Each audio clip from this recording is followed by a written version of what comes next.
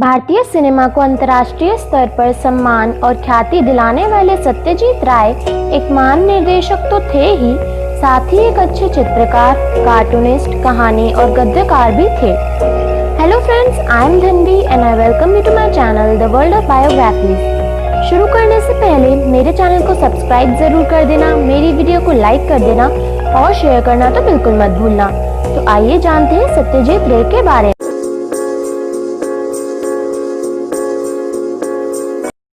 उनका जन्म 2 मई 1921 को कोलकाता में हुआ था। उनका पूरा नाम सत्यजीत सुकुमार राय था। उनके पिता का नाम सुकुमार राय तथा माता का नाम सुप्रभा था। जब वो केवल 3 साल के थे तभी उनके पिता की मृत्यु हो गई थी। तब इनकी मां ने अपने भाई के घर रहकर इनका पालन पोषण किया था। उनका विवाह 1949 में विजय राय से हुआ था। इन्हें बहुत से अवार्ड्स के लिए जाना जाता है, जिसमें से एक ऑस्कर भी था। उनकी मृत्यु 23 अप्रैल 1992 को कोलकाता में हुई थी।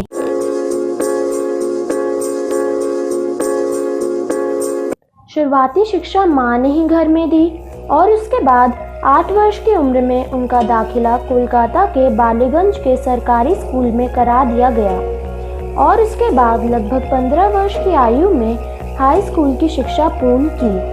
कॉलेज की पढ़ाई उन्होंने प्रेसिडेंसी कॉलेज कोलकाता से की।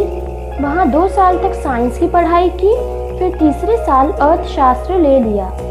उन्होंने अपनी ग्रेजुएशन 1939 में पूरी की और उसके बाद पैसों की कमी के कारण वो आगे पढ़ना नहीं चाहते थे, पर उनकी माँ के समझाने पर उन्हें चित्रकारी की शिक्षा लेने के लिए शांति निकेतन भेज दिया गया और उन्हें वहाँ नंदलाल बोस से चित्रकारी की शिक्षा मिली। उन्हें पढ़ाई के साथ साथ संगीत का भी शौक था। वो ग्रामोफोन से सॉन्ग सुना करते थे। उन्हें फिल्मों की डेली अपडेट्स देखना भी पसंद था। साथ ही उन्हें चित्रकारी का भी शौक था।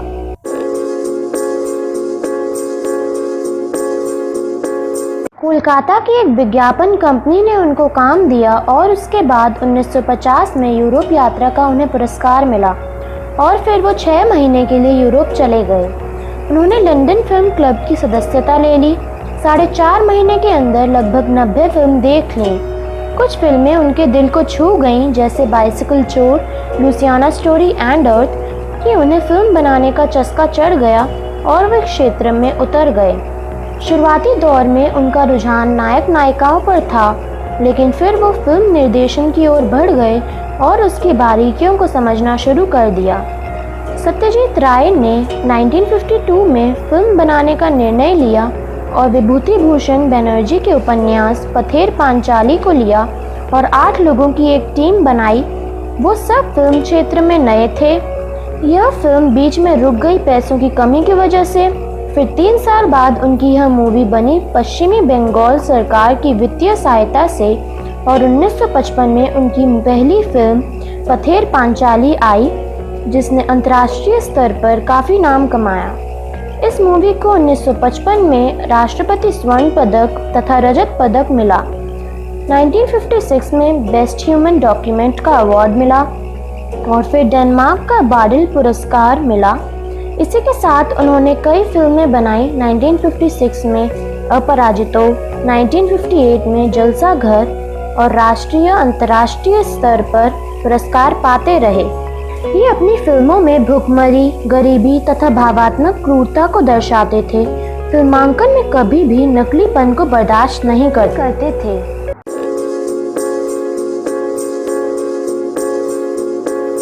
रविंद्रनाथ टैगोर पर सत्यजीत राय ने 1961 में एक डॉक्यूमेंट्री फिल्म बनाई, जिसे भारत में राष्ट्रपति स्वर्ण पदक प्राप्त हुआ और साथ ही 2 और अंतर्राष्ट्रीय पुरस्कार भी मिले।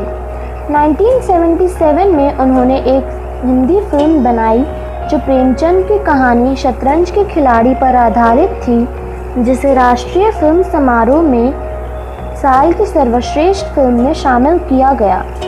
फिर 1981 में प्रेमचंद की कहानी सदगति बनाई, जिसे स्पेशल जूरी अवार्ड से नवाजा गया। सत्यजीत रे ने फिल्मों के साथ साथ कई बुक्स भी लिखी।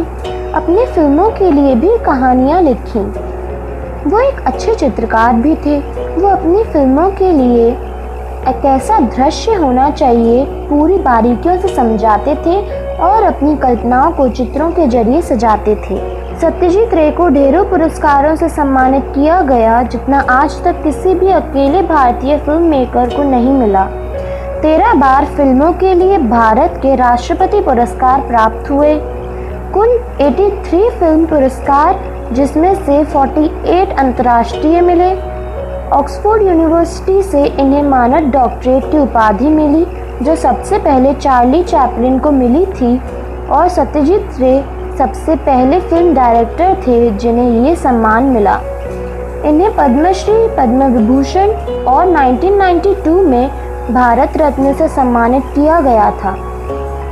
1985 में दादा साहेब फाल्के अवार्ड, उसके बाद 1987 में फ्रांस के लेजियो दी ऑनर अवार्ड और 1992 में ऑस्कर से भी सम्मानित किया गया।